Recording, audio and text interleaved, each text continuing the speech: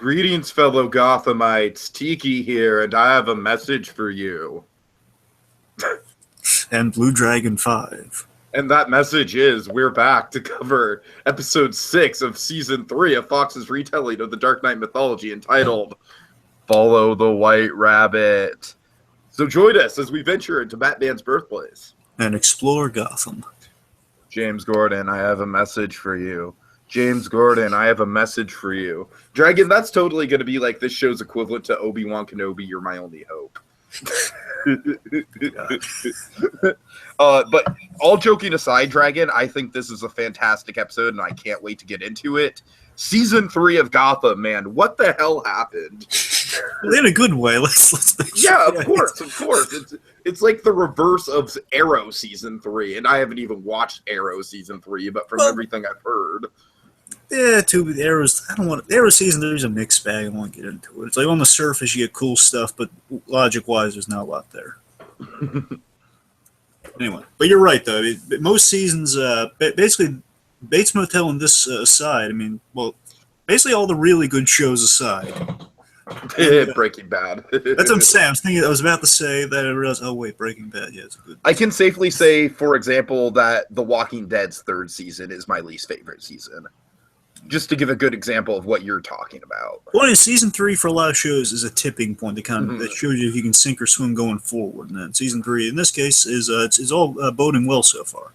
But bear in mind, usually for Gotham, the first half usually it's the second half that really shows you how the whole season's going, and that's when really start to sweat in the second half. And you know what else kind of makes me nervous is I get the feeling that the Hatter thing is going to be, like, it's going to be wrapped up by the mid-season finale at the absolute latest, probably before then. Well, yeah, it's most likely going to be wrapped up by 9, and we're going to have one more to kind of get us the transfer us into 2 once we come back. But Dragon, I just think that they've been doing such a great job with the Hatter. I really think he's. I mean, he obviously hasn't had as much time to develop as a character like the way Nigma and Penguin have, and of course, we'll get into that. He's made the most out of his time. Of course. They've made the most out of his time, and I would say, Dragon, this guy is Eclipse Jerome as the scariest Gotham villain that we've ever had. This guy is terrifying. Yeah, let's see how Jerome is when he comes back, though. That'll be the way to tell that one. Of course. And speaking of Jerome, one last statement on my behalf before we get into the recap proper, Dragon. I believe that this episode, it's not quite as good as the last laugh, but I think it's got the same sort of like heavy-hitting power as the last laugh. I think for this season, it is basically this season's equivalent to the last laugh. I really love this episode. I will agree with you to an extent because I think so far, because before episode 4 is my favorite this season. Right now, this one's my favorite of this season. Mm-hmm. I'm really excited about the next one. So again, I might keep changing that until we get a real stinker. But so far, we've been on track, man. I mean, this is like a really good track record for Gotham. Yeah, I'm very happy. I was hoping for the best for this season because I was fearing the worst. I was hoping for the. And I know it sounds insane, but if it could pull it off. Who knows? And it's pulling it off so far. So yeah. Okay, yeah, I really like this one too, so let's get into it. So we start with a wedding in progress. A lovely affair. Yes, a lovely affair. Just so nice. Then I love this Tiki. What I love so much about it feels so dark. 60s Batman, like again, 60s dark Batman. 60s Batman. That's the show in its prime, right? 60s Batman with like a Burton flair to it because I love that our first glimpse of the Mad Hatter is from his hat downwards in a costume, very much like the 60s Batman would. Absolutely, Dragon. I think you just nailed it on the head. I really think it's taken 3 seasons to get this show to this point, but what they figured out, and I think they're consciously aware of it at this point, especially with doing stuff like casting Paul Reubens as Penguin's father. Like, they know what they're getting at. This show is essentially Batman Returns mixed with 60s Batman. And I've told you from the beginning of season 2, again, with the cinematic tone of the first 3 episodes, that's when they really... Remember, the first episode is when we get the whole... Zordon, the Soul Reaper. That guy, Gordon. I told you that whole beginning scene felt so much like kind of Tim Burton, like a Tim Burton style. So yeah, by season 2, that's when they're starting to realize, and now they're fully aware of it. I think totally right there. So again, we pan down and kind of like it's like a '60s kind of setup, but with kind of a Burton-esque kind of reveal to it. Mm-hmm. It's a reveal that it's the Mad Hatter in the limo driver uniform, with the hat. He informs the newlyweds are all happy-go-lucky in the backseat of the limos, or all the windows are closed up. He's lamenting over, how nice love is, and yada yada yada. And he informs that they're needed elsewhere. Much to their dismay, they are then locked in. He rolls up the window, and we mustn't be late. And your fate depends entirely on James Gordon. Yep, and then I love this is the creepy. This is a really good cold open, I think. I would wager to say this might be the best cold open the show has ever done.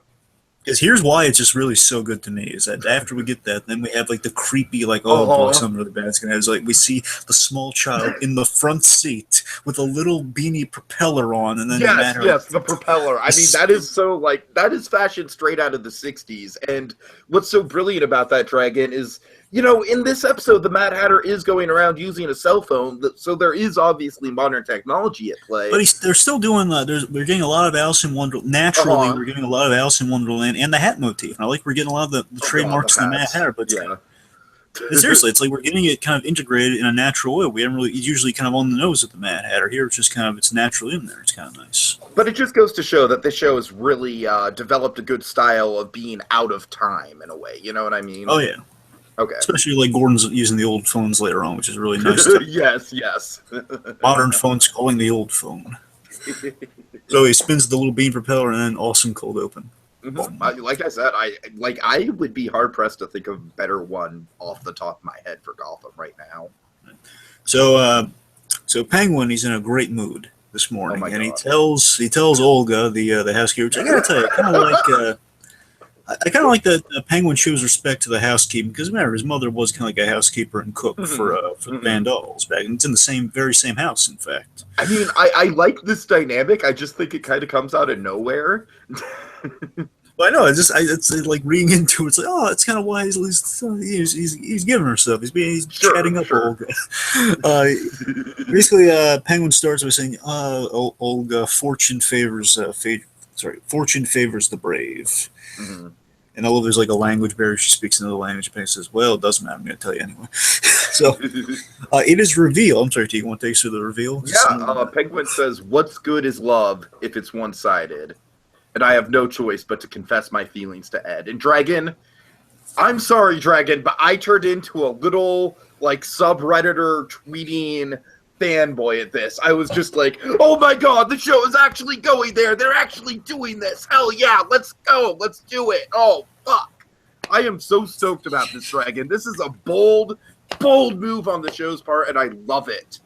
I love it. Let me commend it for something. I want to mention this, is that with this, because again, believe me, I still would have been happy with the bromance, but I'll tell you why, if there is anyone, because there's probably some section out there who really is unhappy at this news, because everyone's always divided on these sorts of things.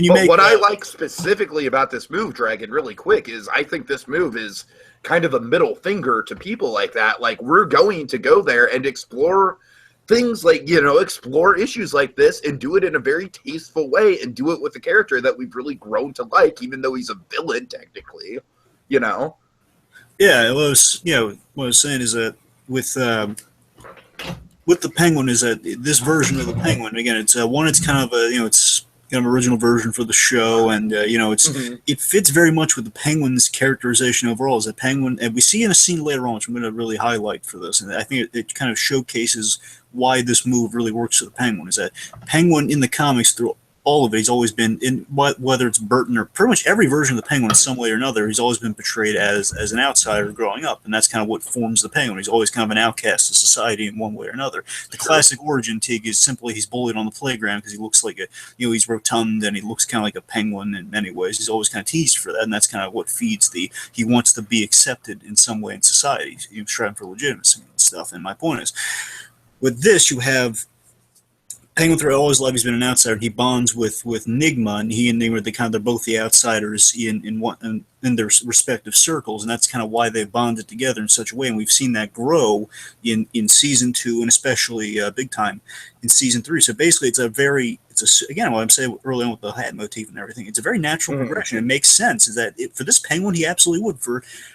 the way he's. I mean, if they just randomly decided to do it with comic book proper Penguin and comic book proper Enigma, it totally wouldn't work. That's the thing; it might come out of nowhere because like Penguin, in the comics sometimes they're both Enigma and Penguin. Like for example, Enigma. I wanted to mention this real quick. I probably mentioned this before. Is that there's a really great story. Joker. There was a book called Joker's Asylum, which is kind of like one shots of like Joker. Very much like what the thing we did recently on Holiday Hijinks, like the vignette storytelling thing you did with Slothmaster was Night Gallery. Yeah, kind of like a Night Gallery thing where a point is like a Twilight Zone or Night Gallery thing where basically Joker is like he's the framing device for the story. He's telling the audience about a villain. And we have this great one with the Riddler where basically Riddler falls in love with a woman while he's like robbing a bank and something. And basically the whole story is about how he's enamored with this like we talked about this Miss Kringle in the previous seasons, that he's enamored with this woman and basically he's obsessed with solving the riddle. At some point he kind of gives up and all the villains are going by his doorstep and they're saying, "Hey, you want in on this job?" And he's lethargic and depressed. No things. Like Ra's al Ghul shows up at the door. Every terrifying person shows up at the door, and basically Black Mask, I think, he basically manipulates the girl. So the girl actually takes Enigma up on his offer. And here's the thing: the punchline is that Enigma either kills her or like breaks up with her son because. And Joker points out the hilarity is that Enigma was obsessed with the riddle. He didn't care about the girl. It was about the pursuit of the girl. Mm-hmm. Again, it's basically Enigma's thing is he's always obsessed with the pursuit of things instead of the angle. My whole thing with that is it's very consistent what we're giving these characters. And the last thing we really want to say about connect it back to what we're talking about now, because something Penguin's about to say in the episode is that I still think this does feed in a little bit to my theory though of that Enigma still does represent, it's kind of an Oedipal thing in this, is that he's attracted to Enigma because Enigma in many ways is his mother. He's that kind of thing of support, where again... No, I'm glad you mentioned that because I am kind of on board with that theory as well, especially considering, given the end of the episode, it's not going to be as cut and dry as Enigma and Oswald are just going to get together and live happily ever after. You know what I mean? It's like, this shit is going to get messy given the end of this episode. So... But regardless, I still stand by what I said the last episode. It's just I didn't know they were going to take it this far. Which I mean, kudos for the fact they were going that far, and again, it feels natural. It's not out of nowhere. But again, I love there's such a great logic to it. That it makes all the sense in the world because right after his mother died, he met Enigma, and Enigma filled the void in that capacity. And every appearance since then with the two of them, he's always been that sense of the strength building Oswald's ego and everything. We have this great line in this episode. Just transition back to our main plot. Life only. His mother, Gertrude Kabuput, used to always say, "Life only gives you one true love, Oswald, and when you find it, run to it." Really good line. And I'm going to bring this later on, especially is that I love that we're still continuing this parallel with Oswald and Jim. Oh yeah, definitely. And think about it again. This especially later on, we're really going to see that Penguin's arc is going through Gordon's arc. So like now, basically again, all the stuff we said earlier, he lets Fish Mooney go, like he let the Penguin go, and then from that going forward, now he's striving for legitimacy, like Gordon wanted to do with the GCPD. And now Penguin's found his Leslie Tompkins in season 2, and it's probably going to end horribly, like with Leslie Tompkins. See what I mean? It's such a clever parallel, don't you see? And the knife just gets wedged deeper and deeper and deeper with the Tompkins thing, man. I tell you, I'm still endlessly fascinated by what they're doing with the Penguin and Gordon in parallel. No, you're absolutely right. You're absolutely right. It's a great build. I would say that was probably the best choice on the part of the writers for the series moving forward in season 1 was paralleling the two of them. Yep. And last thing would be that also, again, I love that whole little quote he has about his mother, and like the whole just setup here is a great foreshadow for Gordon's plot as well, is that the Penguin's obsessed with love here, and so is the Mad Hatter. Love is a great theme of this episode. It's all about revenge for love for the Mad Hatter. It's all about Gordon picking between one lover or the other, and it's and Penguin kind of pursuing love in this case. A lot of great kind of little chain reactions kind of set up here. Also, there's a joke about enrolling Olga in an English-speaking course. If you're going to live here, you might as well learn the language. Okay, so then we get Gordon and Vale having breakfast at a cafe. Harry Osborn is in the booth next to them eating some pie. You can't have pie that early in the morning, Tiki. Harry Osborn can, god damn it. But I digress. So Vale wants to sit down with Tompkins to discuss Alice Tetch's blood. Yep, specifically just to show you that she's not that she's not really slow in the uptake or anything. Just to be clear, they don't say is that she's. Well, I mean, they kind of hint at it. She's more interested in the lab works because, again, you pretty much know. Okay, Alice's blood is toxic. Okay, but specifically, what does it do? That's what she's trying to figure out, not the fact that, hey, is it toxic? Tell me if it's toxic. Because that's the thing I was afraid people are going to harp on. No, I actually think Vale comes off quite well in this episode, to tell you the truth. Yeah, so she's wants to get the lab results that we got last episode about what Barnes learned. Pretty much, that's what she's after, and Lee knows this. Lee's the only one who knows this. Gordon tells Valerie that Lee probably won't agree to it. She doesn't really do interviews like that. Valerie likes the arrangement. I really like this that Vale likes the arrangement of working with Jim, and basically they kind of help each other out in these things. We have the breakfast gag, and like Gordon wants to eat some of the breakfast. That was adorable. It was. I just love that. I love from the last episode, like the whole we have to buy me dinner. Like she's really selfish about the breakfast because I'm telling you, these two are going to get together by episode 10. Well, again, we don't have the ending of this episode, Tiki. Let's consider. I think she's going to live, but we'll get to that with speculation. But anyways, kind of jumping ahead. Let's see. So, it's pointed. All right, Valerie makes the very astute point that the PI career has not gone well for Jim so far. I love this because it's really good, kind of like breaking down of TV logic, because she literally lists everything that we've seen Jim do as a PI. Two cases. And all of it's failed. Like, it's just a complete dud. It's a complete, one client died, the other one you haven't found yet. It's a goose egg. Yep. Jim claims, it makes me happy. I'm happy doing what I'm doing. She says, yeah, sure you are. You drink scotch all day and have sex with me. Nice. I'm off to work. Yep, which I gotta tell you again, this is she has this thing where she's also, this is nice. I really love that moment, Tiki. Where it's showing that Valerie, she's the two of them. Tiki, I just love this with their dynamic. Is that the two of them make each other better when they're around? Is that Jim? They're both individually, they're kind of in a sort of a dark place, individually. But when they've come together, they kind of bring out the best in each other, get each other to kind of a healthy place Gordon needs to get to. Mm-hmm. So again, it's the whole acknowledgement. This is nice. We do our business, and then we come here. We have breakfast and conversation and stuff. That's nice. Hang out with our good friend Harry Osborn. Yep. See ya, Valerie. Enjoy the pie to go. So then they think, okay, it's all happy, sunshines and rainbows. No, not in Gotham, I'm afraid. So Jim is then approached by, I love this, Tegan, and I love the logic of this, is that I love that with the Mad Hatter and with these sort of things, I always love when CT, all the various pitches I've done, not just for you, just in general, whenever I do a Batman sort of pitch, I always like to think of the little things like this. And I love that it's addressed here, that the limo driver that the Mad Hatter replaced is used as the White Rabbit. Basically, he his whole limo driver suit, whatever he was wearing, completely white. So that's why he has white hair, and he's white paint and everything on him. He just sprayed him white.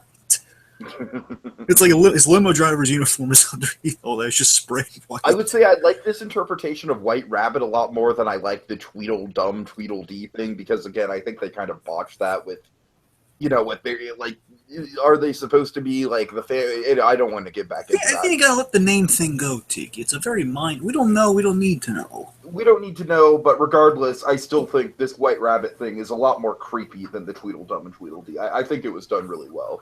Anyway, one is the White Rabbit here. He, the White Rabbit, he relays Mad Hatter's invitation.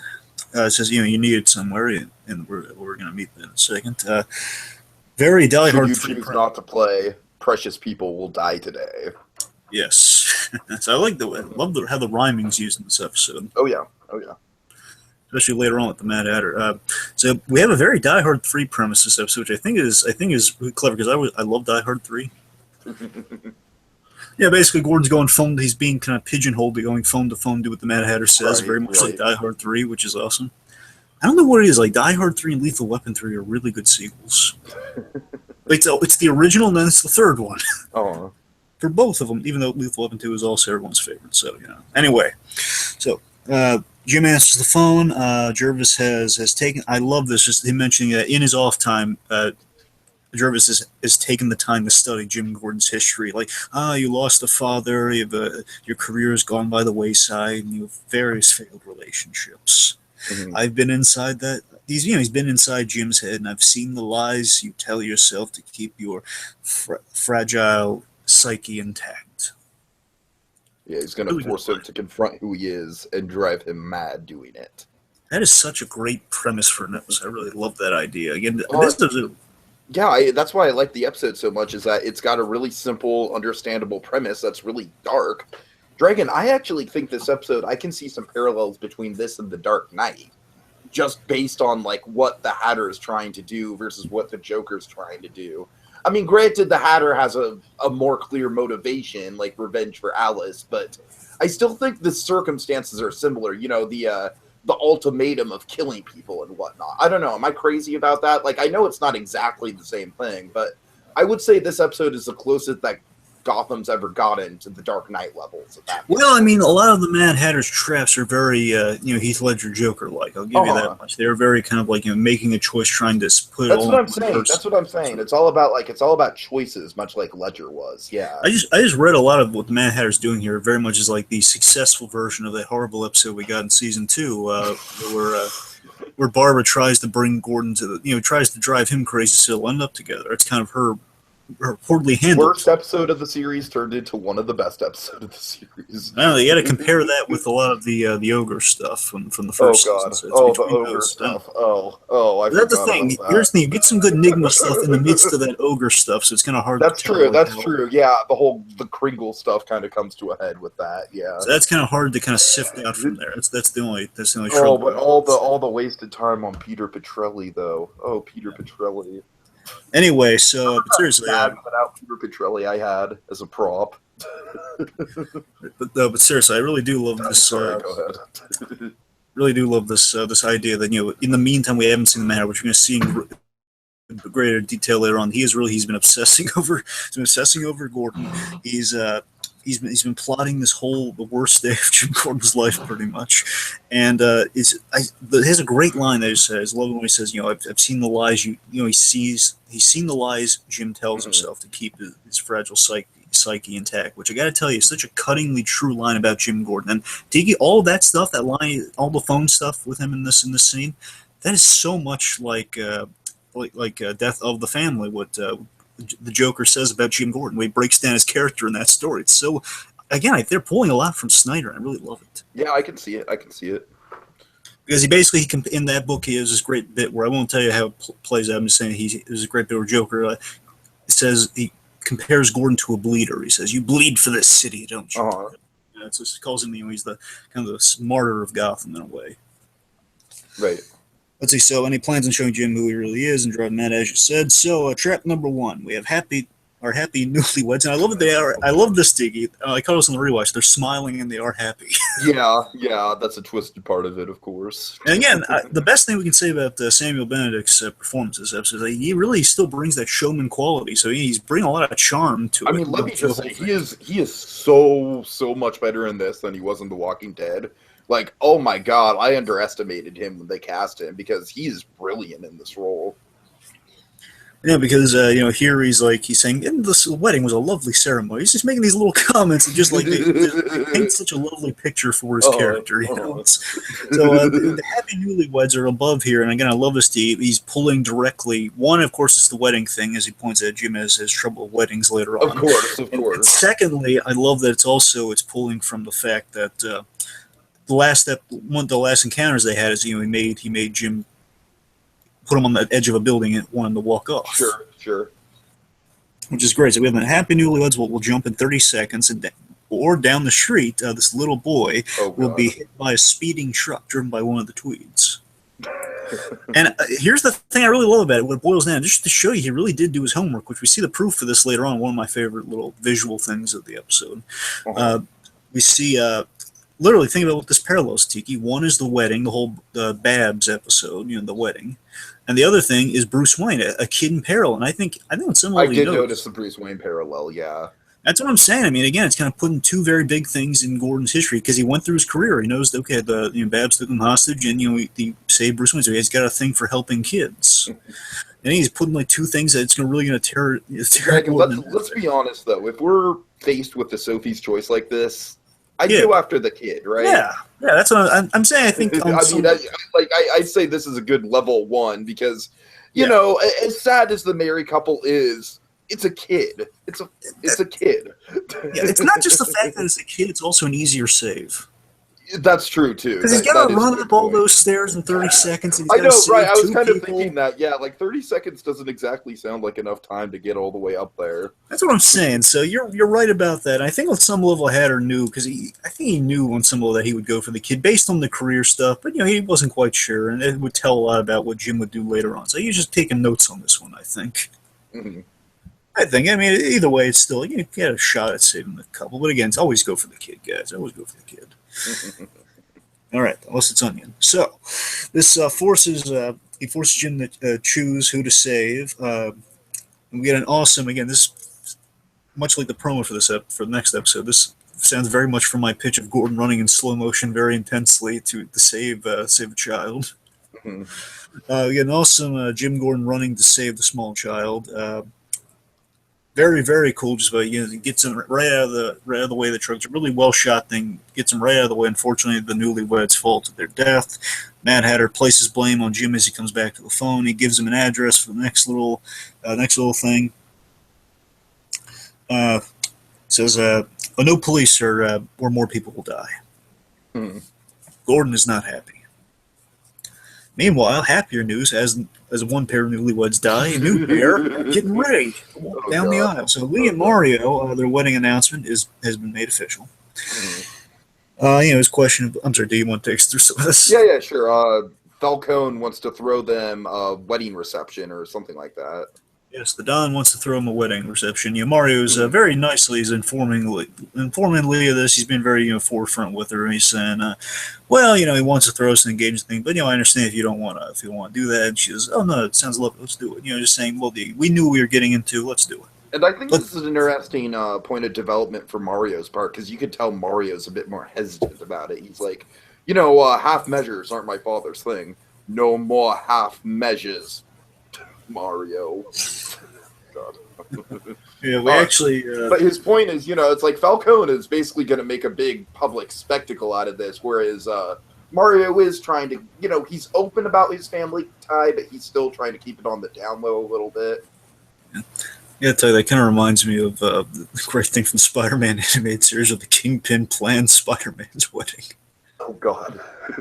Well, basically, it was the Kingpin got into a rivalry with J. Jonah Jameson. They were both competing over who was going to pay for throw Peter Parker the best wedding ever. Oh Jesus Christ, that sounds amazing! And you got to remember, this is one of the best Kingpins. Also, you have Ed Asner as J. Jonah Jameson.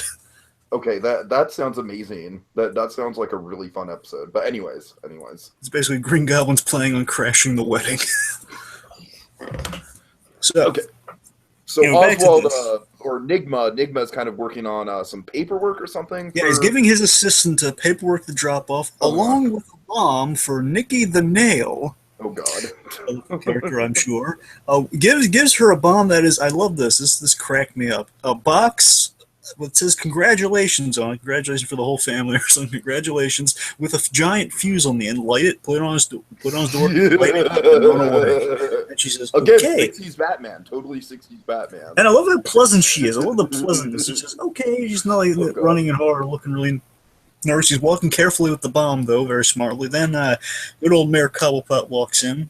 I love this. To me, I just love these little things. See, if Nigma gives Penguin, this feels so Edward Nigma from this show. Like he's endearing. He tries a lot. He puts a lot of passion into what he's doing. Is that he has two well-documented itineraries, separate itineraries for Penguin's schedule. One for his mayoral duties, and the other one for his kingpin of the underworld duties. All categorized and scheduled and everything. I just love the fact he made him a schedule for both sides of his day. That's great. So he's eager to learn more from from the Penguin. We admires Oswald Cobb up to no end. And I love this. This to me was such a great kind of subtle moment of acting between two. I mean, it's a great moment of acting between two of them that feeds in the Penguin story a great deal. Is that I love that you can see what we saw in the earlier scene with Penguin that we know he wants to tell Enigma something in this scene, and it definitely what Enigma's laying out for him feeds exactly into that relationship. It's kind of, great kind of it's a great setup for the rest of the episode because all these little moments have even more meaning. Is that Dragon? What's great about this Enigma and Oswald relationship thing is, I've got to tell you, I think everyone has been in Oswald's position to a certain extent at one point or another in their lives. Yeah, and I love that this is like a riddle that Enigma hasn't even considered. This is kind of the riddle of kind of a relationship between someone he admires so much. But he doesn't see this coming. He doesn't know about it yet, but I'm saying I doubt he sees it coming. I mean, I love how natural this is. I mean, I'm a heterosexual guy, but I love how natural it is that we can...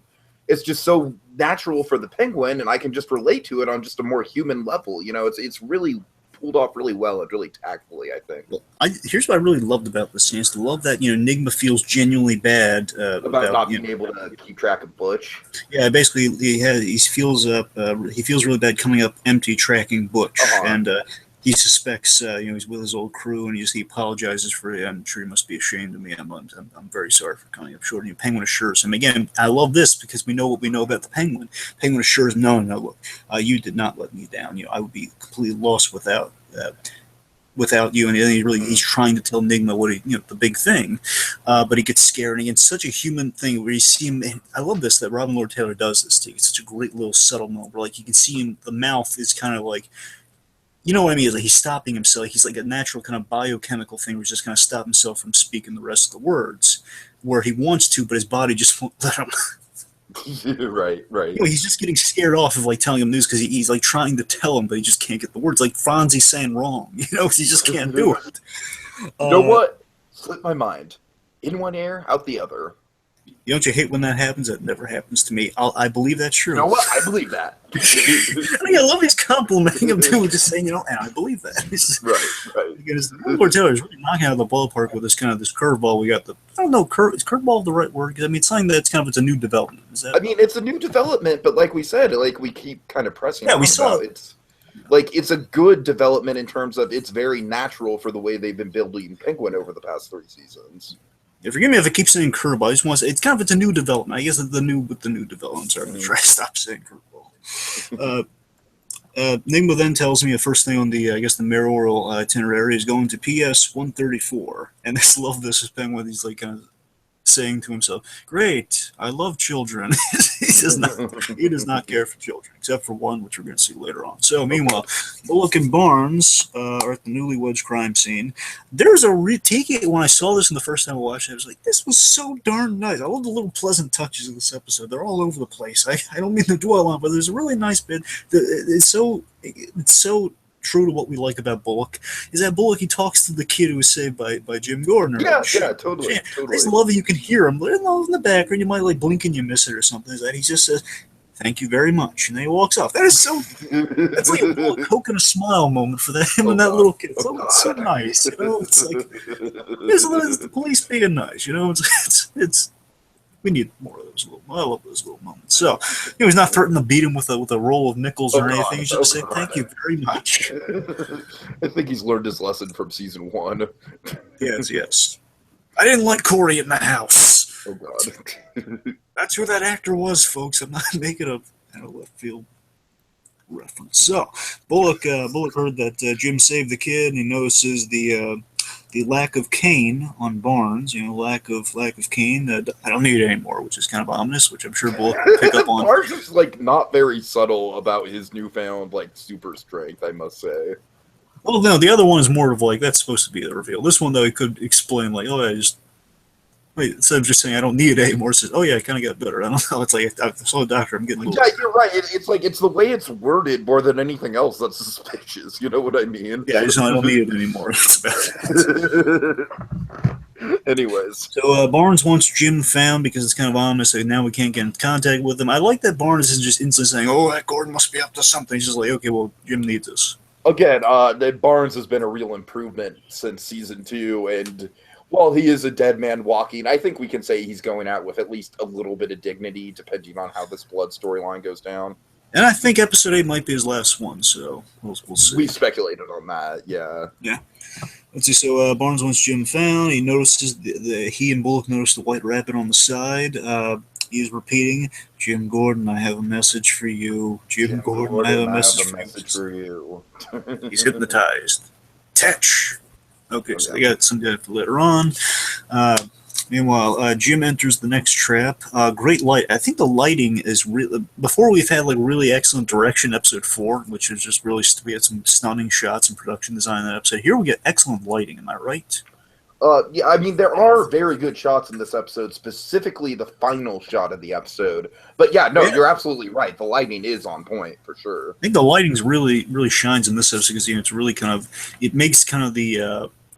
Basically, we see. I presume this is where the Mad Hatter went to lay low because he has like his kind of his bulletin board set up here. Regardless, he needs a spot for later on for Jim. So we see one of my favorite shots here. I love the bulletin board of Jim Gordon's history, and I lost my mind when I saw this one little Peter Gordon. Yes, Peter Gordon. Yeah, I saw that, and I literally have written down in my notes, "Dragon's gonna like that." Yes, and especially I saw something in the promo that made me very happy about this. So, So we're doing it, folks. We're finally getting into Gordon's backstory. That's something we've been waiting for since the beginning of the series. In 2 seasons, we're finally doing it. Season 3, we're finally doing it. So basically, among this bulletin board, which one includes shots from seasons 1 and 2, and also shots from this season, which suggests that eerily that the Mad Hatter has been following Jim very close because we see the shot of him and Lee from the bit where we see the funny. Remember the bit where Gordon grabs the waiter's arm, tells him to order the pineapple juice for the hematologist guy. yeah.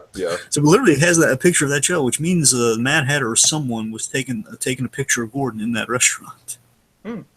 Pretty eerie. Anyway, the best in the Cranny Chi movies, we finally get again this untapped potential. We never really hear about anything about Gordon's father in the comics. Only had Peter Gordon caught in a car crash. Like, oh boy, they're referencing the thing from the first episode. Awesome. I'm glad that we're finally going to get some stuff, and especially what it looks like we're going to get more of that in the next episode, which makes me really excited. So the point is, Mad Hatter's been following Jim closely. He's been studying closely, and the phone rings. And I love this, and we saw this in the promo for this one, is that they converse via this old phone, calling out a cell phone to this really old-timey phone, and he's through a looking glass, quite literally. Oh, God. In Dragon, this shot is so creepy of the Hatter's wave to him. Yeah. Don't you agree? It's... Yes. Oh, it's so scary. It is like I legitimately think that's probably one of the creepiest images we've seen on the show so far. It's cool and creepy, but also I just love this idea it's such an inventive way of kind of having your hero converse with the villain for the episode. It's a great setup of so he's calling him here, and this the idea Gordon's trying to eat away at him during the conversation too. Basically, he brings up the whole he brings up the Babs fiasco of what is with your aversion to weddings? Well, I guess because you were taken hostage. That's why. And the Mad Hatter really knows how to get under Gordon's skin this episode. And I love. I just absolutely love how Jim messes with the Mad Hatter into, "Hey, Tetch, yeah." He just clicks. He hangs up the phone. Gordon is basically trolling him in this moment. Yeah, I love that. I just love that through this episode. I love that Gordon is and Tiki. Let me tell you, one of my favorite things about this whole episode is with Jim Gordon. I love that it's very much like comics Jim Gordon, where Gordon's supposed to be the smartest cop. Dragon, I would say this episode is a good stepping stone to comics Jim Gordon, which we haven't been getting enough of through the course of the series, I would honestly, again, so far is my favorite this season. I'll say, yeah, because he's just so... Right now, this is so in line with what he's going to become that one day. He's the guy who's doing things... Gordon's the guy who enters a hostage situation and actually talks the guy down. That's what you saw in year 1. That's what the guy does. Right. He's the guy who drops his gun, then walks in there and talks. We're finally getting some of that here. Of Gordon's just messing with the guy later on, most impressively, where he kind of gets inside the guy's head. Mm-hmm. Anyway, so right now, I just love he's just hanging up on him to mess with him, and he sees you see it through the looking glass. Again, such a great idea of one. It's a looking glass, like Alice in Wonderland. It says right on the spy glass, right on the telescope. They're on looking glass. Looking glass. Mm-hmm. And again, we see just how ticked off the Mad Hatter's getting before we hear it on the phone. I love that. He says, don't do that again. He says, right, sure. And he hangs up right again. He calls him. That's great. Oh, it's so great. Ben McKenzie's really so good great. timing. Ben McKenzie plays just like, ticking someone off so good. Just like, yeah. Anyway, so Matt Hatter exposits that, so again, Gordon, right away when he picks up the phone for the next time, he just fires back in the Mad Hatter by figuring him out about how much the Mad Hatter blames, by how the Mad Hatter blames Jim for Alice's death. He says, no, she was I met her, Ted. She was a good person. That's why she hated you. Mm-hmm. You want revenge? Kill yourself. Yeah. Anyway, so I like that Gordon's kind of targeting it to like, okay, look, you want to stir up all this trouble, save the innocent people. Why don't you stop it yourself? Sure. Matt Hatter doesn't. I don't like your attitude. I think you're quite rude. He warns Gordon if he hangs up again, she dies. Which is wait, who are you talking about? Points out how the poor girl had no idea who she was getting into bed with. That's the great thing about reporters. Tell them you have a story, and they'll meet you anywhere. I think that was such a great line about reporters. It's so true. It's so honest. I would love to see it somehow used with Superman and Lois Lane at some point. It's so true, especially with Vale in the show too. It's like so true. But again, she does pretty much show up everywhere anyone's gets her. We see how story obsessed she is. Sure. And also, I really like the cutting line suggest the whole getting into bed with Vale, which it's kind of how she and Gordon kind of hit things off. I mean, they go into bed. It shows you questions. How much does this Tetch know about how intimate they're getting? Mm-hmm. Like, how closely is he following Jim, which is really eerie, don't you think? Oh, yeah. Let's see, so, Gordon gives chase, but it's too late. She's absconded with, and, Jim's just kind of left. Oh, no, poor Valerie. Meanwhile, we have Babs and Tabs. They're talking about, they do a little Butch exposition. Butch loves steak. They mentioned that. Butch loves steak and how Tab needs a plan because eventually Penguin's going to figure out where he is and asking like, hey, you think the flames rekindled between you two or are you holding out? Mm-hmm. Speaking of old flames, Jim enters. Now this scene I am very mixed on, Dragon, because Barbara kind of resorts back to her old self to a certain degree, but I think Gordon saves it enough in this scene. I fucking love Gordon in this scene, though. That's what I'm saying. I think he saves it. Anyway, so he's not too one-sided. It's like he improves the scene. It kind of basically takes kind of her run-of-the-mill stuff and kind of makes it more interesting. It's like, okay, I see what you're doing now. So he just instantly bursts in, demands to know where Tetch is, and when they don't, when she doesn't know, he just breaks a bottle right over the bar. No. What he does, he doesn't break it by his love. He just takes the bottle, he throws it across the room. Right. The timing and everything on this, Gordon's just destroying bottles until he gets what he wants. What was that when we were together? All I got was Captain Vanilla. And then he just takes out his gun and just shoots up the bottles behind the bar. I'll tell you why I love that, kid. I'll tell you why the bar doesn't bother me in the scenes, because the fact that it's basically what we wanted to happen in season 1. Anytime Babs gives anyone any guff, just someone... just Jim just snaps like we did. Just like pulls out a gun, shoots a bottle, and again, I love that it's an interrogation method. Gordon's just not acting in anger. It's a way of, we have to open in a few hours. Well, that's all more reason for you to give me what I want here. So he says, first, I don't know where Tetch is. Second, I like that it's kind of contradictory to what she's saying, but also it's like she it doesn't necessarily mean she knows where he is, but she did come in asking for it. She didn't ask for it. Right. Second, he asked about everything. And especially women. This is my issue, though, is where she kind of goes all into like, oh, and I told him about us and how, and how you're still in love with me and all that. Then cry yourself to sleep. The cry yourself to sleep part just shows you that, okay, well, it's purely her just messing with Jim in the moment. She's not really taking it seriously. Yeah. Yeah, that's the thing.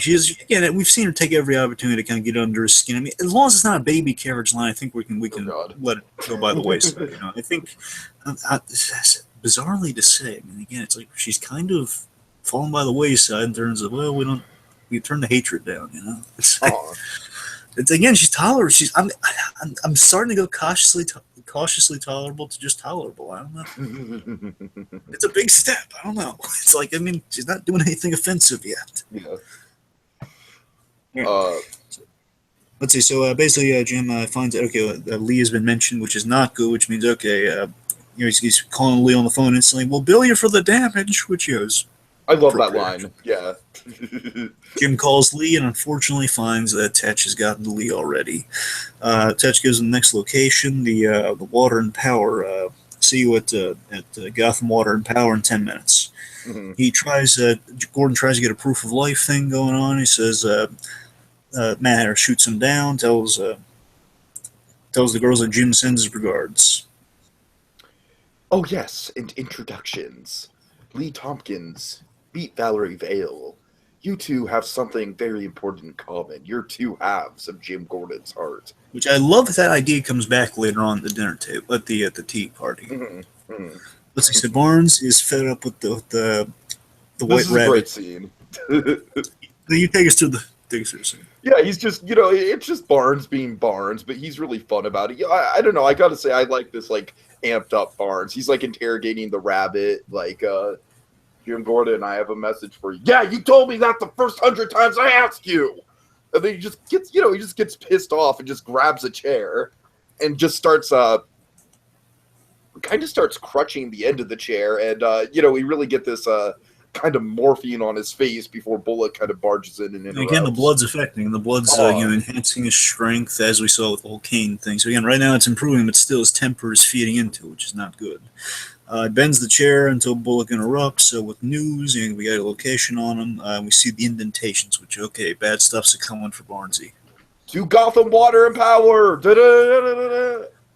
Then we see kind of an animated Barnes and Bullock running to and we see the Red Hood gang are an animated form along with. Okay, I'm sorry, but it's just so we're in a very eerie location, Gotham, which is not a warehouse. Yeah, which is a fun. It's not a warehouse, Dragon. It's not a warehouse. We don't have any warehouses this episode. Well, probably one next time at the time after. So whatever. I'll take it for this time around. We don't have any warehouses. So again, seriously, really good eerie locations, really well shot. Again, good lighting all around. Jim finds Tetch's next trap. Mad Hatter is on various monitors. Really cool visual image there. I could totally picture this being a Halloween Horror Nights haunted house walkthrough or something like that. You know what I mean? Just the whole setup of the guys on the electric chairs and the multiple screens showing the Hatter and everything. I just really love Hatter's plan here. Hatter's plan is really cool. I love how it builds and everything. It all links into each other. It's a great progression. We must build to the climax. This is merely the second act, where we stoke the tension. The great line, great meta line, too. Again, he's such a showman. I love it. It is a really good meta line, yeah. We see Mad Hatter on various monitors. See there is a single gun on the table. Two men are strapped to electric chairs. On the right, you have a pediatrician. On the left, you have a news anchor. A beloved news anchor, yeah. Beloved news anchor. So it basically boils down to a choice between doctor. I love it. Hatter's just spelling this out for Jim. So, you see, it's a choice between the doctor or the journalist. Get it? Yes. Kill one, the other goes free. If the answer's no, 1,000 watts into them they'll go. Yeah, look, we're using the rhymes to really creepy effect this episode. He refuses. Jim refuses to kill him. Ultimately, a lot of tension is building up to. He refuses to kill him. Want to show me who I really am? Then show me. Then the GCPD arrive. I love this. In the midst of all this, Barnes isn't doing some, he isn't doing a stupid, kind of macho thing. He's listening to Gordon. He's saying, shut off the power, shut off the power. Yeah, that's great. And good in the crisis, which again, Barnes is so vastly improved since that whole putting Gordon's head on a pike. Yeah, if we took that out of the season, I think Barnes would be fully better this season. Let's see. So, remember, Jim, even when you don't choose, there are consequences, and this leads to the death of the two hostages and a very angry Jim Gordon. Which, at this point, man, things are getting serious. Gordon has, of course, it's the Hatter's fault, Four people's blood are on his hands. Yeah, but, at least in Gordon's consciousness, it's he is, in a way, at least indirectly responsible for 4 people's deaths. Well, technically 5, because we had the Alice with the blood, too. So, honestly, you gotta wonder what... Well, what I'm just saying within the course of this episode, though. Yeah. I wonder what the... I mean, that was a cool touch at the end of the episode. I'm just trying to wonder how that factored into things. Yeah. I don't know, I guess just killing random women, but, it's just showing Jim... he'd be a serial killer just killing people randomly with the Alice motif. I'm sorry, go on. Okay, so let's see. Yeah. So also, it's exposited. If you want to know where I'm going next, you should ask an old friend who will give you a clue. Mm-hmm. Penguin is unhappy to learn that this is a K through 12 school, so he has more classes to visit. And he also makes a snap about Mayor James. Yeah, this is funny. So we have this. I love how pleasant all the extras are in this episode. He's a really pleasant school teacher or someone. She's saying to the Penguin, "Well, Mayor James used to read to the children." This love the Penguin. It was well documented that Aubrey James was illiterate. Mayor Aubrey James was illiterate. It's well documented. Nigba tries to distract. Let's go over here. And this, to me, is such a sweet... All the bits with Penguin and children this season are really good. I mean, it's sweet, but it's also got a good touch of, Burden-esque darkness behind it as well. At least he didn't bite the kid's nose off. Well, no, he didn't do that, but still. So we see Luke, this new kid who's kind of sitting alone by himself. He's drawing some dark imagery, and it points the kid's in a dark headspace, probably needs some guidance, and the wrong person comes to talk to him. Oh yeah, absolutely the wrong person. So Cobblepot walks up, he asks why he's not with the other children, and he says, "Well, what if they don't like me?" He says, "Well, if you never give it a try, how will you know?" Mm-hmm. And I love this. Is so true what Penguin did in the first season. And if they don't like you, when they turn their backs, push them down the stairs. So it's simultaneously such a sweet moment, but also such a twisted moment. Sure. And also with that, I wanted to mention it kind of, again, this feeds into what I'm saying about kind of why the Penguin's kind of revelation. Is that right? Is that the right word? Revelation? Yeah, I would say so. Point is the new thing with the Penguin. Again, it feeds into, I remember the thing Danny DeVito said when he was doing Batman Returns, that always kind of stuck with me, is that the way Tim Burton sold him on the Penguin, the way he really got him in the characters, they showed him this painting, this drawing that Tim Burton did of this little... he wasn't called Oswald Cobb, it was just called Jimmy the Circus Boy. It was a really kind of penguin look. It's basically an early kind of... It's like a character sketch of a young baby, of the Penguin, but he was taken in by a circus before he became the Penguin. This is in the concept stage of Batman Returns. Right. It was basically a lonely kid, and it kind of always takes me back to this moment. It takes me back to that when I see this, the Penguin reaching out to a child who's an outsider. And again, very, very true to what the Penguin is in general. As a kid, he was ostracized. He was, as we heard in the other seasons, of whenever he would come home and be made fun of by the children, his mother would give him the pep talk. That's what he's kind of doing for this kid. Yeah, definitely. In his own way. Speaking of the mother, Nigma is very impressed. Speaking of the mother, yes. That's what I'm saying. It's like a Bates Motel kind of Oedipal thing. That's why he's attracted to Nigma, because again, Nigma is feeding into him, giving him all the compliments that his mother used to give him, and Nigma, he has the perfect line. He has the perfect line for the situation. It's like out of a fucking Harlequin romance novel. He's just like, "Oh, I continue to be in awe of you, Oswald." Yeah. Again, they have such a compelling relationship. And of course, Oswald, he's just chomping at the bits to say what he wants to say, and you feel for him. You really do.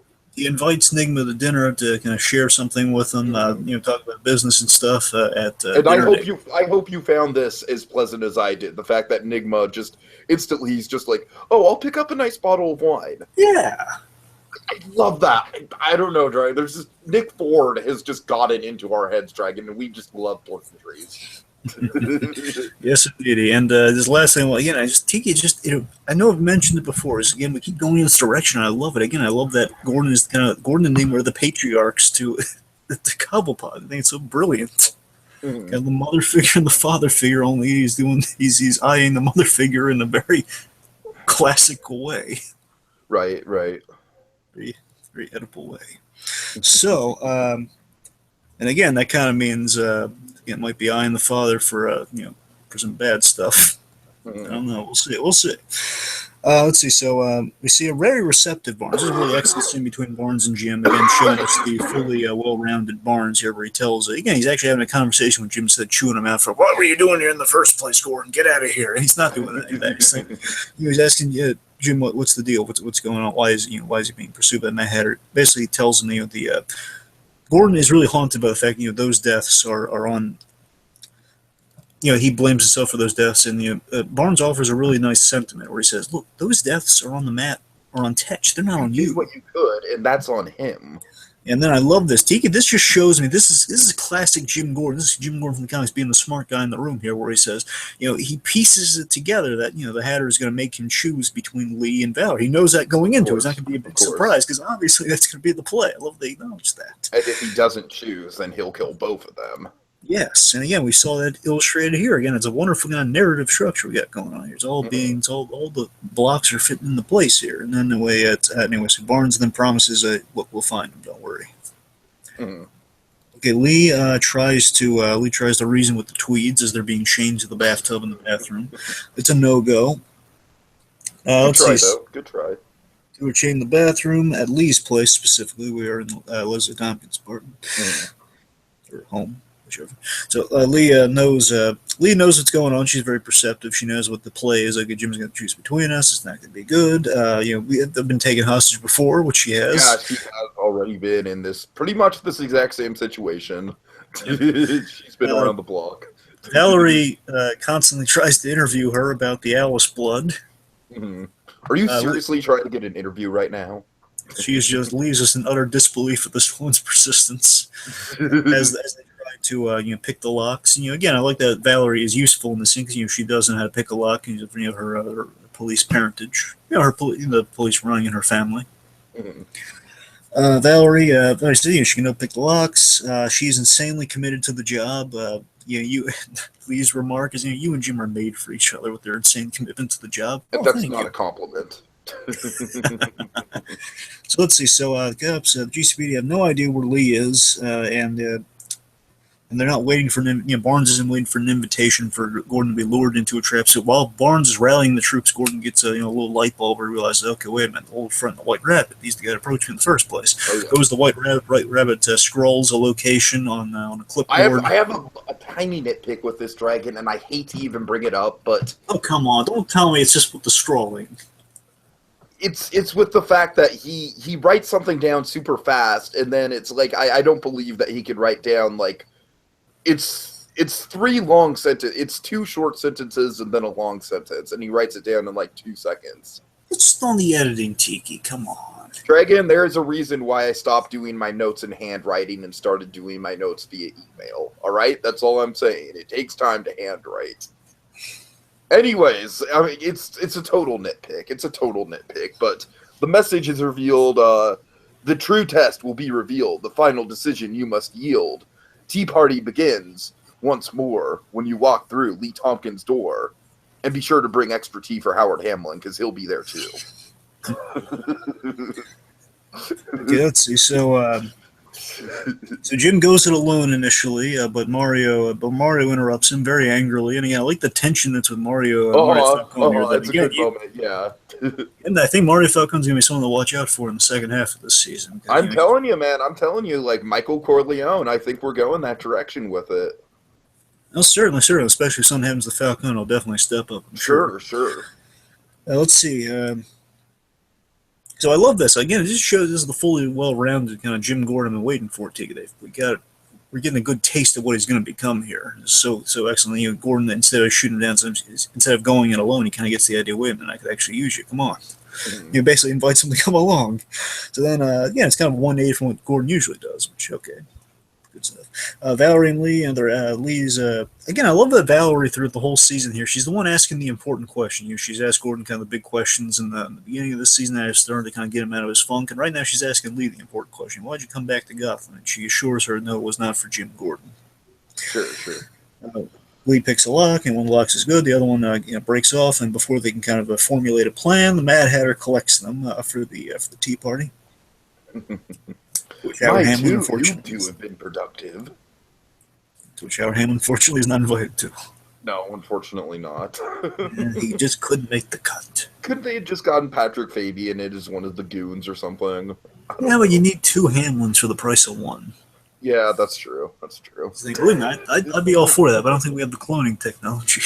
Oh god. Anyways. So, let's see. So Jim enters. And he is welcomed. He's welcomed to the tea party by the Tweeds holding guns. We see Valerie and Lee. They're sitting at the table, and then basically the Tweeds' guns point at Lee and Valerie. Leads Gordon to sit down, so he really is. Also, I love how there's like opera music playing on an old-fashioned like I don't know what it's like. It's a Victrola. Is it a Victrola or is it a record player? Something like that. Like I know it's not a standard record player. Like basically an old-timey record player. But it might be a Victrola. It has like the funky something you'd find like in the Tower of Terror. You know what I mean? Well, sure. So anyway, so I love this too. This is a fun little touch. Again, this feels so distinctly Mad Hatter because again, it feels so distinctly Alice in Wonderland because you've got all like the instructive signs in Alice in Wonderland. Like you drink this, eat this. We have like Gordon's gun on a platter. Yeah, that's great. That's great. Gordon's gun being put on a platter. Mad Hatter pours Jim some tea. Pours all some tea. I love that he mocks Lee's china. Says, "I know what I'm getting you as a wedding gift."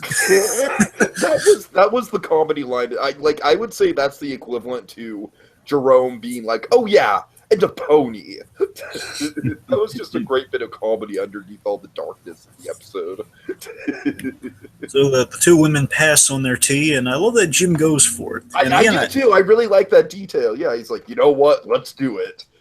And again, what I love about that tactic, and again, this is by the books what Jim Gordon would do. It's kind of putting Jerome, or not Jerome, the Hatter slightly more at ease. You know what I mean? It's like, okay, if I go along with him, then maybe he'll, just subtly, maybe he'll warm up to me a little bit more. I don't know. But it's more so what he's doing to you. One, he's baiting the Mad Hatter by figuring him out. I remember from the very beginning of Gotham, I told you, what they're doing. Like Gordon, there was a little sparing in season 2. What they're doing is, it's Gordon figuring people out really well, and that's what he's doing here. He's figuring Tetch out, and he's taking time to do that, and he's kind of baiting him into that false sense of security. Again, it's that's how Gordon gets the advantage a lot of the time in the comics with this sort of thing. Is that he's not just like being your stereotypical cop who's shooting down the He's not blinded by following a book or a procedure. It's Gordon. He'll bend the rules when it's necessary to kind of get the job done. Yeah, it's like again, let's not pursue the vigilante just because he's wearing a mask. If he has something valuable to bring to the table, let's listen to him first. Again, that's just it's Gordon to a T, and I love that. And literally to a T. Mm-hmm. So Mad Hatter relays a sad story as Mario goes for the gun in the basement through the entrance so he can help out. Again, Gordon's also stalling with all that stuff too. It's all part of a really well orchestrated plan. Again, I love all the little details are kind of coalescing for this. He recaps. Basically, Mad Hatter gives a slanted recounting of episodes 3 and 4 when he met Gordon, basically putting all the blame on Jim for what happened to Alice. Sound about right, and again, I love this. Just Ben McKenzie, this is kind of Ben McKenzie on the very close to kind of a Clayface-like performance. Like, yeah, sure, what the heck. You're right. It's kind of like the I don't care Clayface performance, but it's like him doing it through the vein of he's playing up the I don't care. I would wager to say that maybe part of the reason why they went the PI direction with Gordon this season is just that they like Ben McKenzie's Clayface performance so much they kind of wanted to emulate it a little bit. That might be it. They love the devil may care Gordon. They really do. Exactly. Honestly, what I think they really like seeing him in the black suit that we saw at the beginning of season 2. I love seeing him in the black suit. Seriously, every time he's PI Gordon or bounty hunter Gordon, he's always wearing the all black suit. Oh God. Let's see. So it looks good in it. I'll give him that. It looks good. So let's see. So that sound about right. And this Gordon just goes right along with him, where he says, "Sound about right? Sure, why not?" just the whole sure why not as he's drinking tea. And then Mad Hatter calls him. Yeah, Matt, Tetch senses that Jim isn't being genuine. The women you love will die, and it's unavoidable. And you need to help me figure out which one to kill. Mm-hmm. Basically, which woman you love. You need to help me figure that out. So let's review our options. Very Breaking Bad sentiment. Let's review options. Lee, and I love this breakdown because it's very true for him, that Lee does represent Gordon's light side. They are kind of representation of the light and the dark side of Jim Gordon here, in a way. Mm-hmm. Yeah, definitely. And many people have brought this comparison up, which is kind of funny now that I think about it. Is this choice that's being laid out from the Mad Hatter? It's also kind of like the ending of Batman Forever. In a way. Much more straight. Yes, there's no like, Lee! They don't really have any of that going on. So that film could have been a lot better than it was. I know it's a controversial opinion, and I don't want to like get into it, but I like Batman Forever more than Batman and Robin. I still find more enjoyment. Ironic enjoyment out of Batman and Robin. But again, that's a whole road I don't want to go down. But anyways. I'll take Forever over Batman and Robin any day. You know I have a fondness for Batman and Robin on a room level. Anyway. It's just so bad. My point is I love how Lee does represent...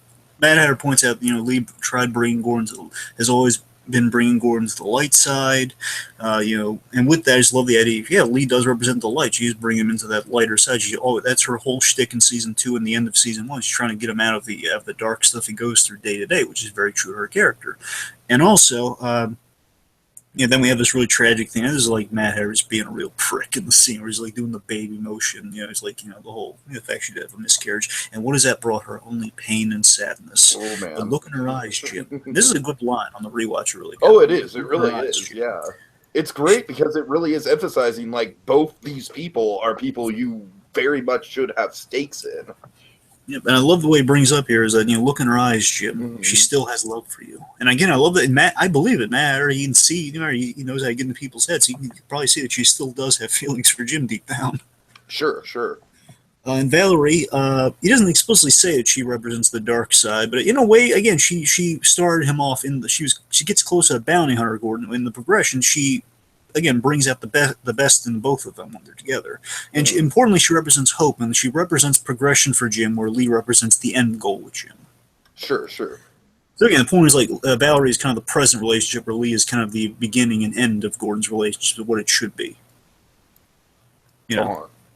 So Jim demands that the idiot tell those idiots to lower their guns so I can choose. I don't trust that they're not going to shoot me by mistake. And Neo says, yes, you're right, they are idiots. Lower your guns. Mario seemingly saves the day. This is great. Like, for a second, it looks like Mario's pulling a badass move here. Yeah. I think it's kind of and this is a great kind of like, they pull a whole 180 here in this whole the ending to this scene where you think it's going to go the direction of, okay, Mario, he's going to get away somehow, but there we had Gordon not having to make the choice between the two, which is what we were expecting. Admit it, Tiki. That's what we were expecting going into it, right? It was going to be like a little promo thing of, who is he going to pick? I mean, as soon as Gordon grabbed Mario and was like, I could use your help, I was like, yeah, that's pretty much on point. Yeah, exactly. That's what we were expecting, and then boy, did we get thrown for a loop, right? Oh, God. Yes, we did. So then, Mario, Mad Hatter laments him, let me see, what does he say? Basically, it looks like Mario saved the day until it's revealed that the Mad Hatter switched the magazine in the gun with an empty one. And then Mario tries to pull the trigger a few times. Click, click, click. Nada. And he sends him away. I'm sorry, there's not a place set for you, Mr. Falcon. You have to wait in the restroom. I'm sure there's at least one working chain in there still. So, Mad Hatter is out of patience, which is a bad combination. Oh, yeah. Jim plays mind games with him, which I think is so awesome. Again, Jim kind of turning his own hubris on him. Like, you want to talk about love? Let's talk about who you loved. Yep, he recounts how Alice hated Mad Hatter for what he did to her. She told him that what the two of you were when you were kids. What you did to her. Basically, she'd rather kill herself than have you touch her.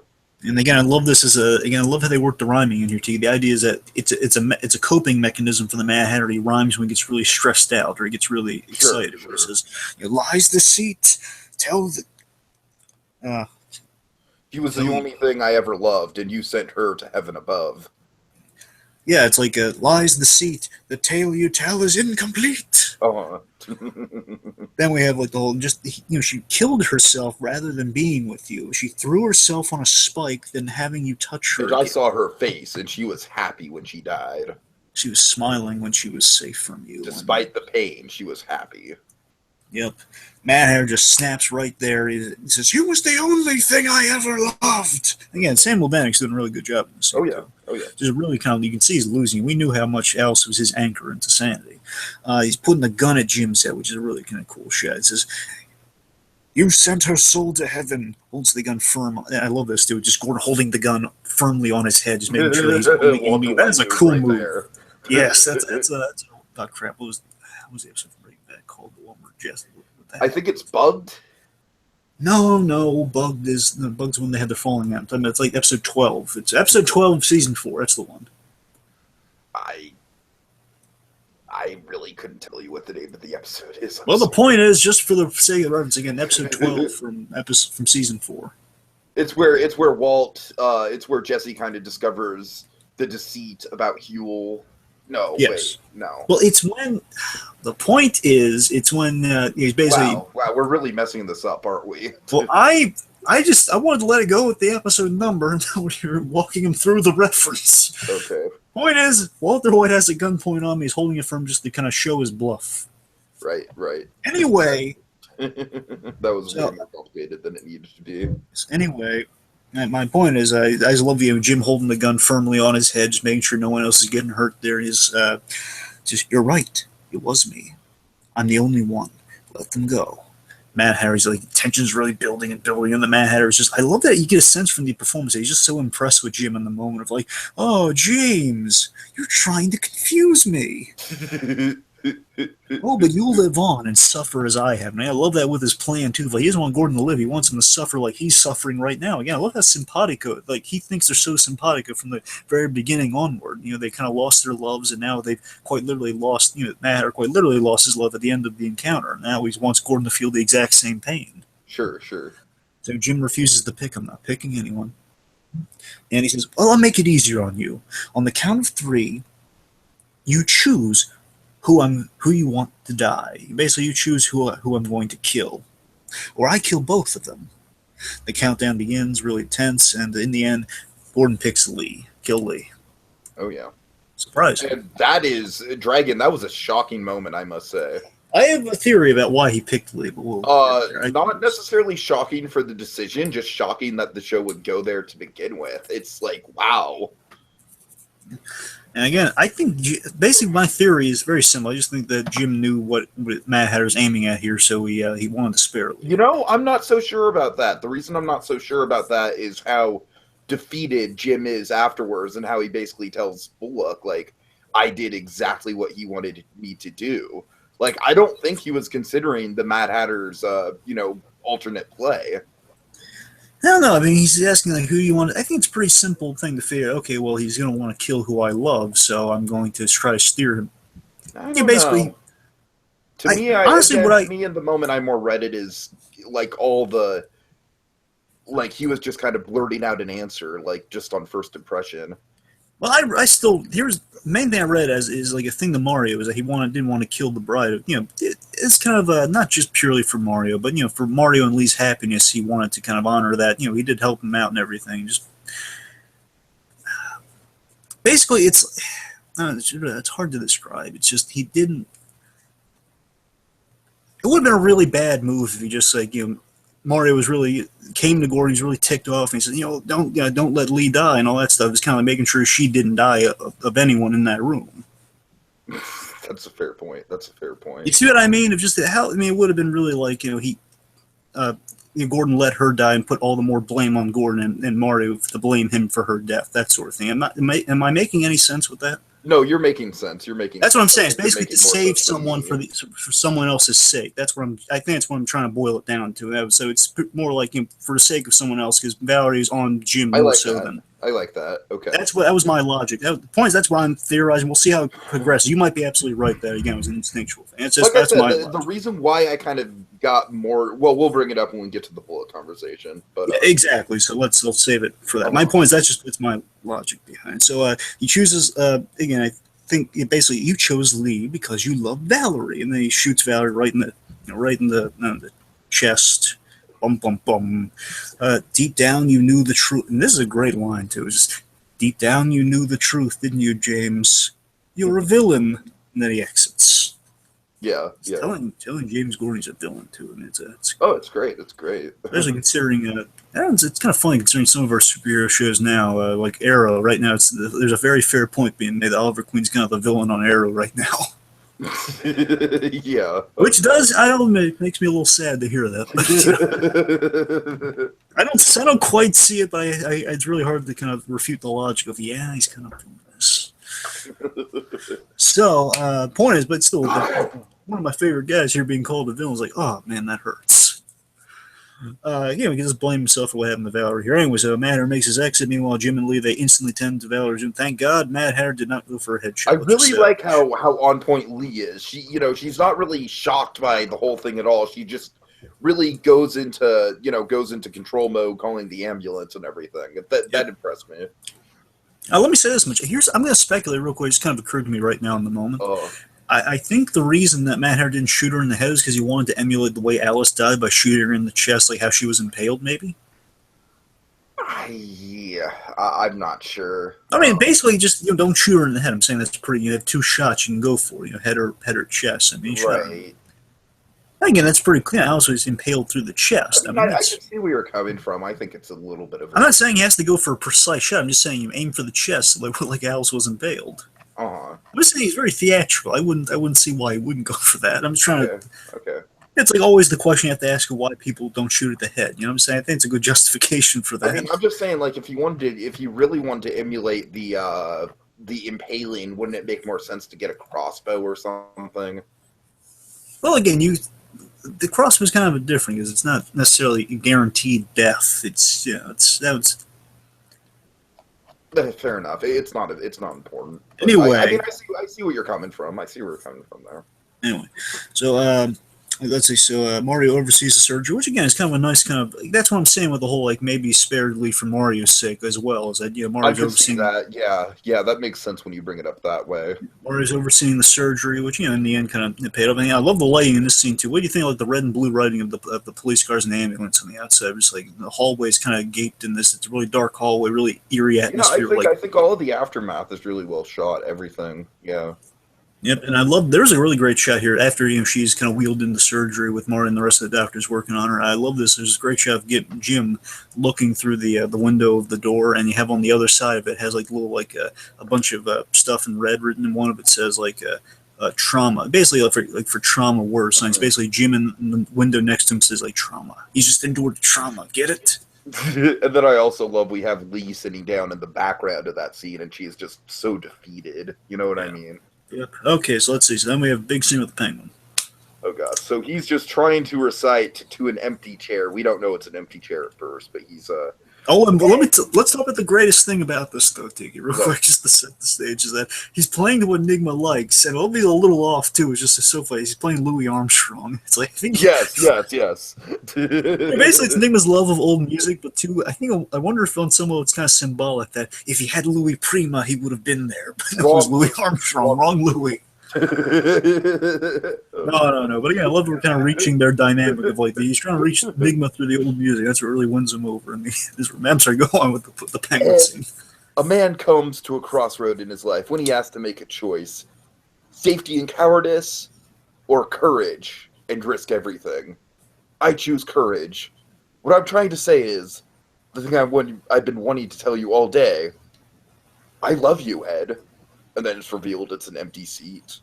And, it's like, I feel so bad for the Penguin, man. That's what's so great about this, is the Penguin has been arguably the main antagonist of the series, and yet in this move, Dragon, not only is it, unconventional and kind of pushing some social boundaries in a way, I love it because it makes this villain character a lot more relatable on surface level to the population at large, whether or not you're gay, straight, whatever. We've all been in love at some point, you know what I mean? Yeah. And they're playing it so straight like that.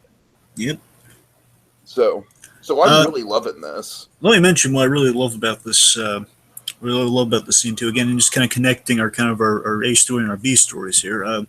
I love that the crossroads thing that Penguin brings up. Again, it's exactly what Jim Gordon just had to go through. The whole you can go one of two ways: safety and cowardice, or courage and risk. I think I could be stretching this here. But I think courage and risk could be Lee, and the safety and cowardice might be Valerie. Could be.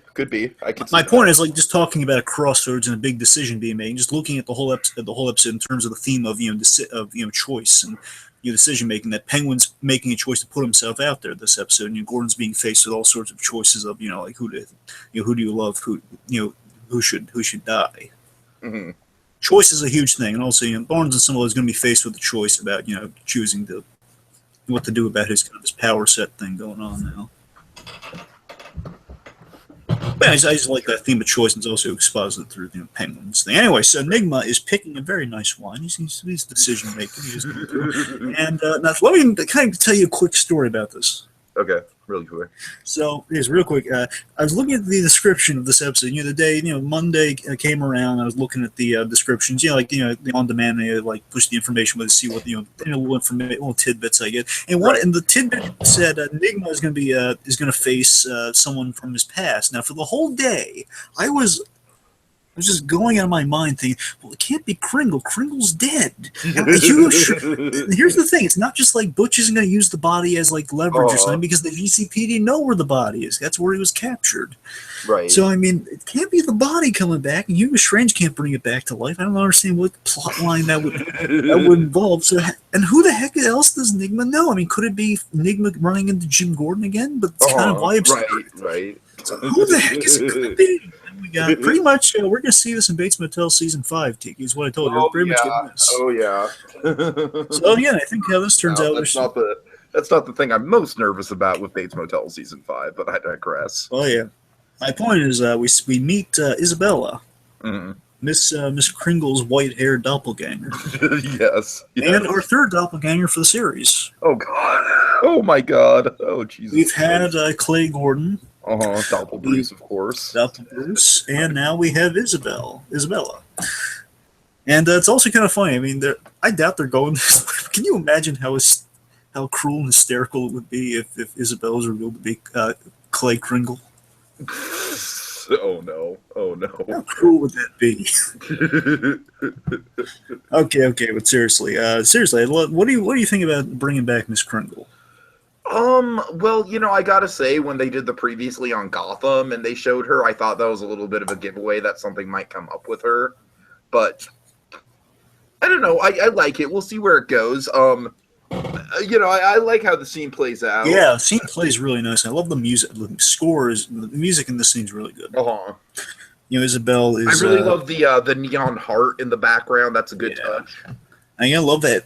Absolutely, you see why Enigma's conflicting. Yeah, I love that it's important that we don't quite know Enigma's view on how Penguin's news is going to strike him, because we absolutely. know, that's the real part of this. Yeah, Enigma was involved with Kringles.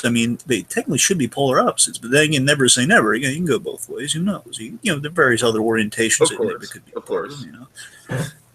The point is, I love that this absolutely would play Enigma's sensibilities. She's shy, like Miss Kringle, but she's shy and she loves riddles. And the thing about it, she was kind of she says usually I never really kind of speak so nonchalantly to people, but she took a leap, kind of like me. No, it's fine. No need to apologize. You remind me of someone that I used to know a long time ago. Yeah, and again, it's like she's acting just like Enigma did in the first season, which is kind of cute. And I love, she gives a really excellent riddle. She's you struggle to, again, I love how it's delivered more so than the actual riddle. But it's nice, though. It's like, you struggle to regain me when I'm lost. You struggle to obtain me. What am I?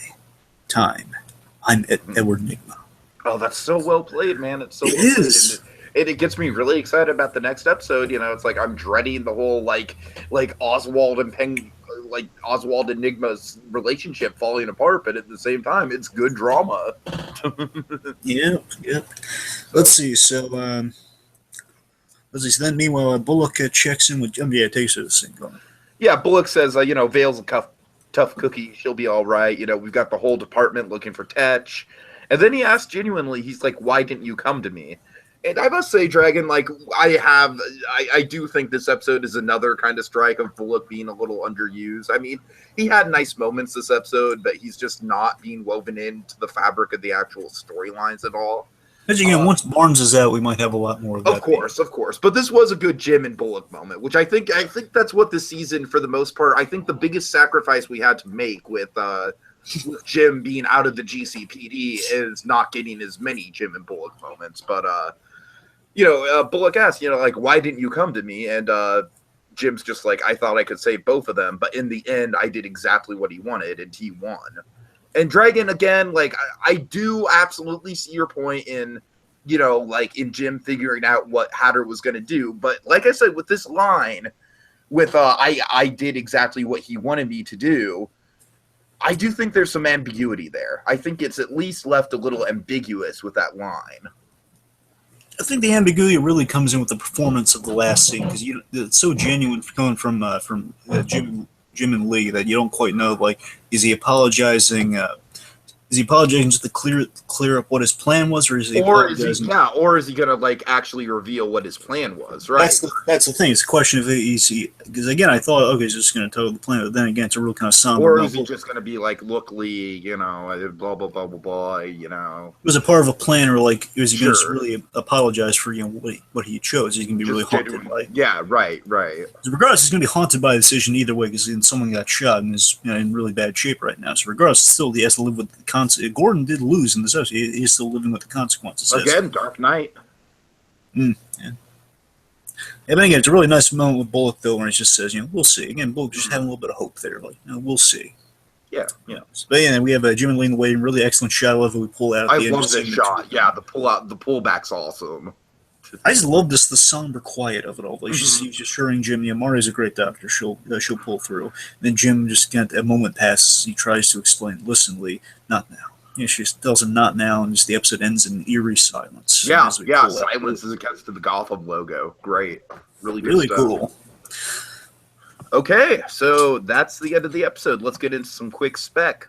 Well, promo. Oh my god, I love this promo. I'm gonna fire through because I really love it. Let me just say this right now. I do think this promo might just be the show's homage to the infamous Labyrinth issue of Court of Owls, and I'm really excited to see that. Maybe we'll see. It seems more of a Labyrinth tailored towards Jim and Gordon, but we'll see. Well, yeah, but I think that makes more sense because Gordon is the lead character on the show and everything. So if they're going to adapt that in some way, we were never going to get a straight up, like, beat by beat adaptation of that, but I think if they're gonna take cues from it, because I would say that is probably the most iconic moment from Court of Owls. Well, let me speculate this to you. What we could get is in this half we get kind of Jim Gordon's kind of figurative Labyrinth experience. In the next half, perhaps we have Court of Owls tries to replace Bruce, and they put the real Bruce Wayne in the Labyrinth. Could be. But either way, I definitely think it's a little bit of a call to the Labyrinth from Court of Owls. And that's fair. More in spirit than actual Labyrinth. Of course. But like I said, I don't think even when they do, even if Bruce Wayne does get in there, it's still not going to be like word for word, beat by beat what the comic was. We're still going to adapt it. So and now we're going to have him stabbed and everything. Of course, right. But never say never. Could you imagine Thomas and Martha Wayne deteriorating? I would lose it if they did that. Oh my god! That would be, oh man, I could actually see them doing that on the show. So maybe.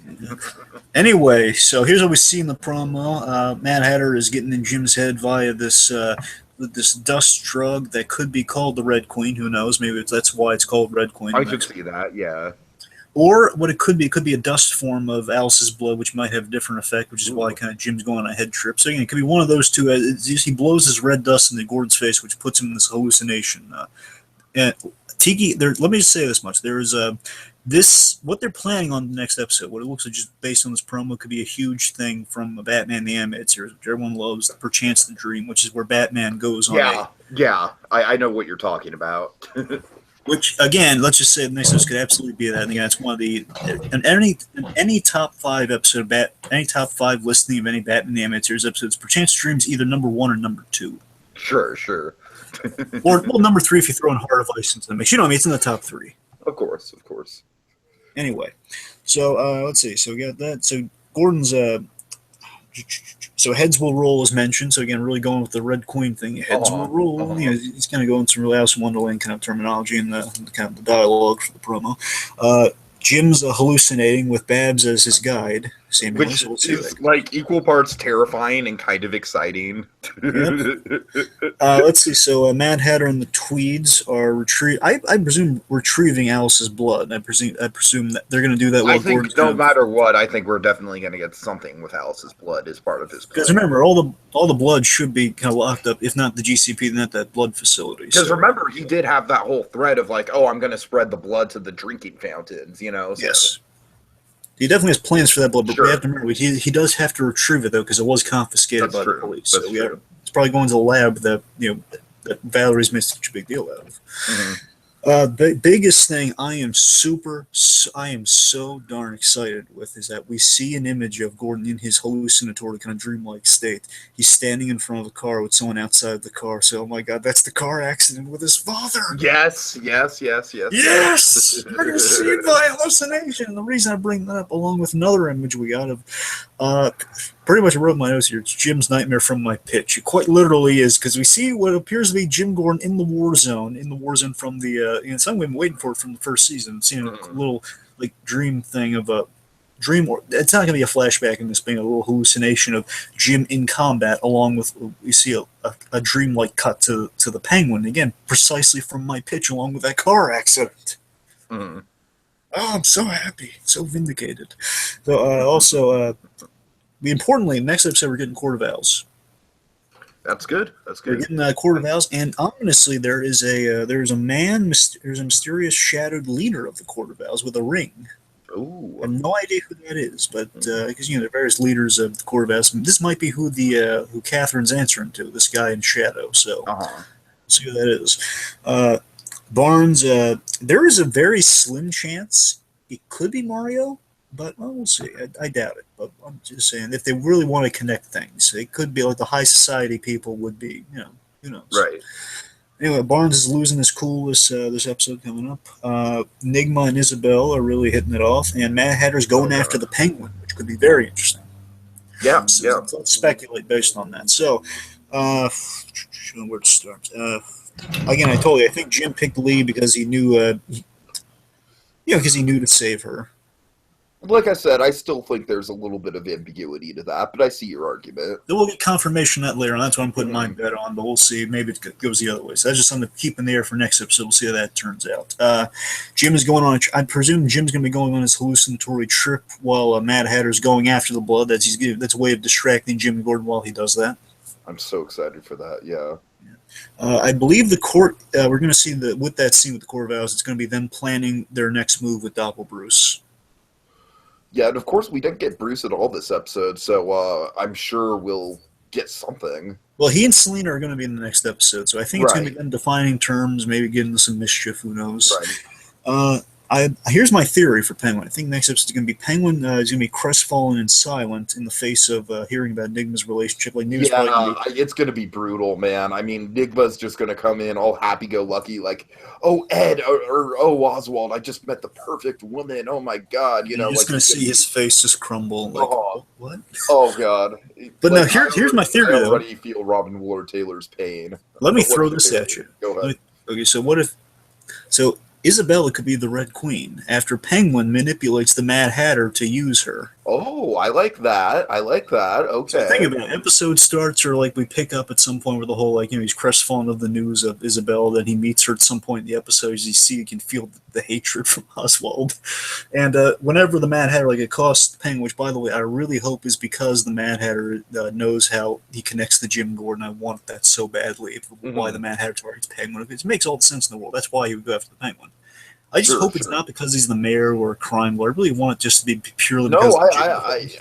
I definitely think that there's history with Jim Gordon and Penguin that's well documented, so yeah. And how cool would this be, Tiki? Think about it. How cool would it be if, Mad Hatter's going to Penguin to either basically get under Gordon's skin through some method or some kind, and Penguin uses this as an opportunity, one, to kind of save his friend, Jim Gordon, but two, to serve his own needs, as he always would, by, I'm going to get rid of my one problem, Isabella, which will help me get closer to Nigma and again save my friend Jim Gordon. It's going to make the world a happier place. And manipulate the Mad Hatter into that, which we know Penguin's a master. I love how much manipulation we've been getting from both sides with Nigma, with Penguin, even with Gilzine. There's been all kinds of shadiness at play.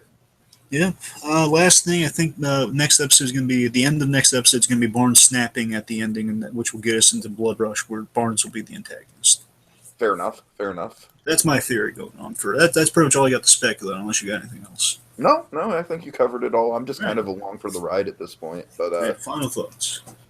Final thoughts. Like I said, Dragon, I don't think this episode is quite like. I really do think it's a horse race, and I do think that the last laugh does come out on top. But I think it's a photo finish in that regard. I really do think this episode is spectacular. It's a really, really well done episode of the show. I easily think it's within the top 5 episodes of the series. Easily. I really love how self-contained it is, how simple the story is, and just how dark it gets.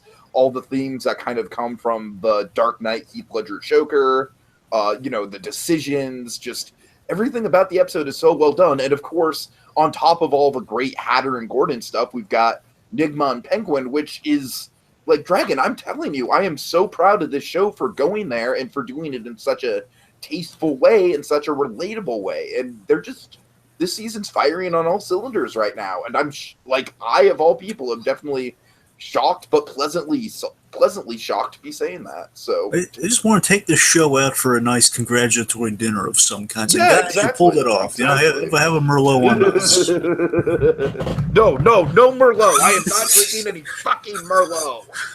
Set me up for that one. Anyway, wouldn't it be great if Nigma came back with Merlot? And that was like the straw that broke the camel's back with Penguin. Here's what happens. Nibby comes back. He just says, "Oh, Oswald, I have the most wonderful news to tell you. I met this amazing woman who looks a lot like Miss Kringle, even though I killed her. But oh my God, she's beautiful. She loves riddles. Aren't you happy for me?" Yes, Edward. I'm very happy for what you got there. Oh, I got Merlot. Merlot. May I see it? Merlot. I'm not thirsty. I am not drinking any fucking Merlot. All right. Enough of the sideways gags. Anyway, so my final thoughts. I really am I suppose you are. I'm very proud of this episode. I really liked it. It is in my top 5. Because before my top 5 was episode 4 from this season was in it. Now I have to replace that with this one because this one was really good. Again, it's a lot of just the classic reasons I love Jimmy Gordon. Again, we're finally getting inside Gordon's head, which I think next episode is going to do even more so, which I'm really excited about. Mm-hmm.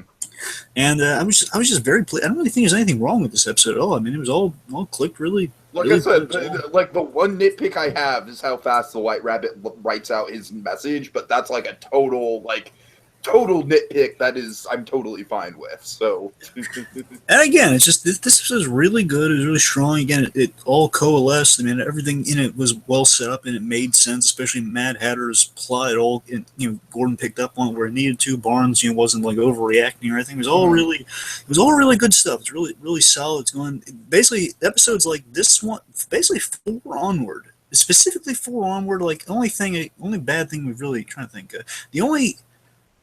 Episode 1 was the only kind of weak one we've had this season. Again, episode 1 wasn't bad. I'm just saying it was the weakest out of the ones we got. It was a slow start, for sure. Yeah, that's all, because we had, Ivy was in the first, the kid Ivy was in the first. Right, oh God, yeah, and that was some wonky stuff right there, but... Basically, we had kid Ivy and we had the baby characters on. Those have been the worst things we've gotten so far this season. Sure. That's about it. Sure. But my point is, specifically episodes 4 onward, been really strong, been really building up, and a lot of really good stuff, and it's that's absolutely the direction I've been wanting the show to take for a while, and it's panning out. I'm really happy with it. All right, so I'd say with that, let's go out. Remember, kids, no matter how dark and scary the world may be right now, there will be light. There is light. Until next time, when we go exploring Gotham yet again. Well, I guess I know what I'm getting you as a wedding gift.